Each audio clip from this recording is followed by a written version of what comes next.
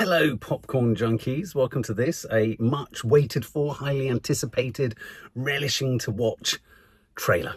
This is Dune Part 3. We've seen the teaser trailer. We heard we heard all of that, and we heard old Timothée Chalamet giving it some kind of and all that kind of stuff in the teaser. Now we're going to get some more meat on the bones. I'm an enormous fan of the original two films. Obviously, these are films based on the Frank Herbert trilogy, the epic space opera, as I like to describe them, almost Star Wars for grown-ups. It's about spice, it's about economics, it's about trade, it's about cultures, it's about empire, it's about occupation and all the rest of it. I mean, it couldn't be more apt, if you like, for a planet that we're on at the moment that is basically burning up. I'm sweating as it's 36 degrees here in London. The world is burning, we're going up in smoke, and we're about to watch a trailer for something that's set in the arid desert. There's so much to like about the original films. I think the mise en scène, the scene setting, the planet setting, it's all so sort of, it's epic and yet it's abstract too. There's a sense when I've come out of the cinema watching the last two films of sand being in your teeth, between your toes, sometimes slightly under your toenail, which is a bit itchy and irritating, and also a little bit in your ear, so you get a bit of an itch in the ear later that night. I find, as I do with him in everything he's in, Timothée Chalamet is so committed to every role. As Paul Atreides, he's become an iconic character in the annals of space opera heroes. Zendaya even, who I can, I'm not part of the big Zendaya fan club, but I think her brooding, moody, sort of frowny presence in these films works. All the support cast are great. Jason Momoa in there. You've got Rebecca Ferguson in there. Javier Bardem, a deep, almost Arab Fremen kind of character and culture, and so I think what we were teased in the teaser was, were there visions going forward of Paul Atreides and Zendaya's character having babies? We've got Florence Pugh in here too. Is there a marriage of convenience? Does Paul Atreides turn to the dark side? Who's the villain again? Who's going to replace the wonderful kind of Skarsgård who played Uncle whatever his name, the flobby, flabby, bald, fatty one that would float around and just in ink and what have you? I remember reading the book, and actually I remember when I was reading the book as a teenager thinking, Christ, this is intellectual sci-fi. It took its time. It wasn't obviously actiony, and I would say that the first of this trilogy was quite slow and meditative, and it's quite a tough ask. We said to Nadia, I remember saying to Nadia, oh, you must watch this, it's great, and then, one of those films when you suggest to someone to watch it and they're bored and you just don't know how to get out of it. The second one I thought moved at more of a clip. It had more of a kind of ebb and flow to the drama, more obvious pinch points, and perhaps that was a response to the first film. So it'll be interesting to see where this one goes to. Or because it's the final one, does it matter? Like Joker 2, will Denis Villeneuve just hurl everything at the fan and just see where it lands?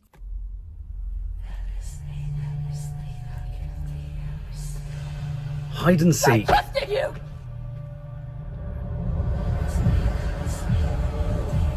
You promised me that you would never take power in your name.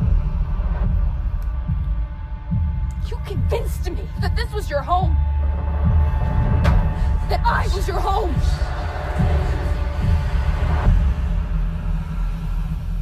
What do you know about me?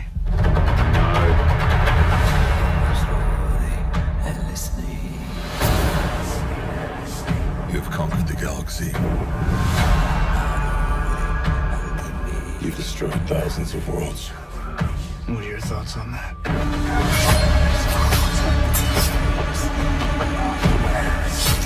I think you're way beyond redemption.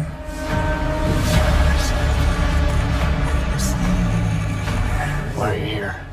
To deliver a peace proposal. Peace is a good thing. Why should I refuse?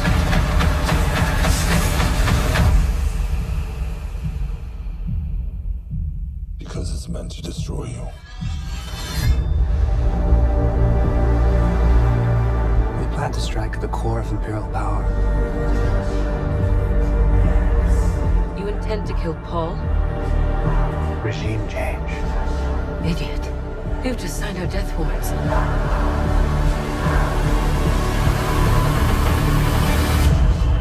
I found someone.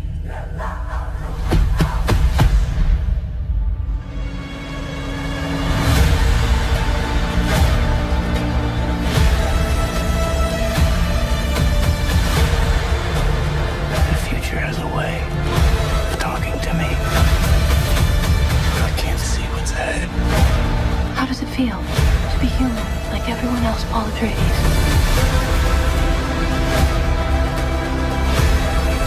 You have no fear, do you? I fear dishonor. You sound like an Atreides. I've been told I was one.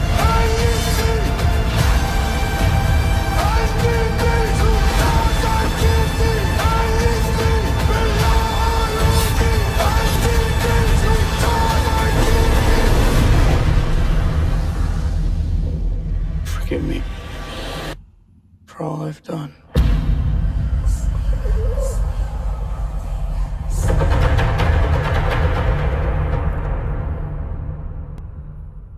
God, fucking hell. The music's good, isn't it? That music is good.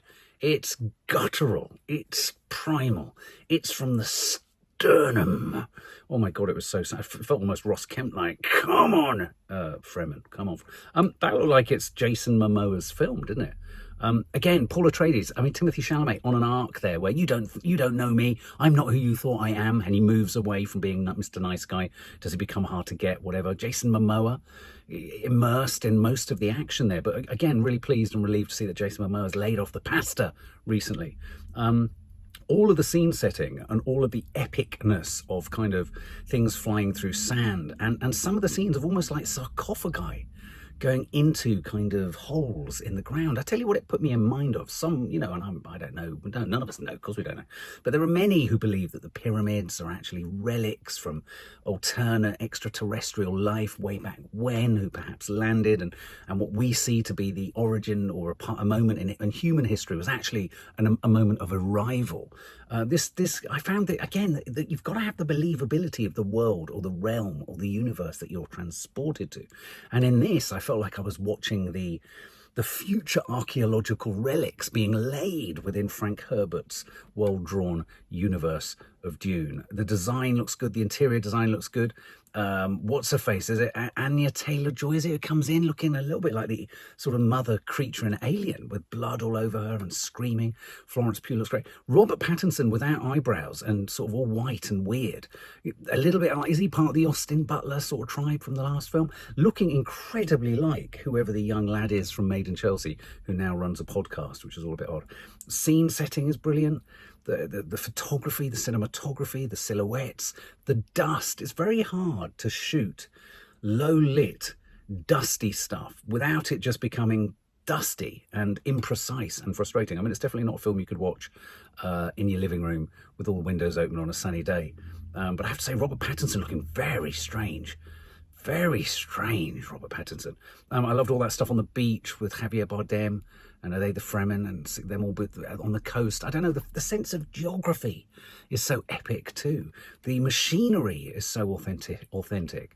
The huge scenes of extras en masse is just, it shows you how far we've come from the days of Star Wars. The fact that they got great big statues, you know, epic, monumental statues, reminds me of things like Clash of the Titans, you know, when you had the great big sort of Titan thing as they were kind of sailing into places. But I thought it was interesting to see Jason Momoa obviously playing a significant part in there. And what about the scene with the crucifixes? All those X's, what a different way to crucify. Forget the fucking T of Christ. It's the X of, oh, dearie me. I mean, astonishing imagery. I could almost watch continuously shots of Zendaya or Florence Pugh's feet going through sand and things being pulled through sand. And albeit that there was one moment there with the sandworm, I mean, the danger sometimes with Dune or any of these things is, do they have one trick and they just keep on using it? Yeah, there's a sandworm, but it's not the only thing. It's not the only thing. Oh, it looks epic.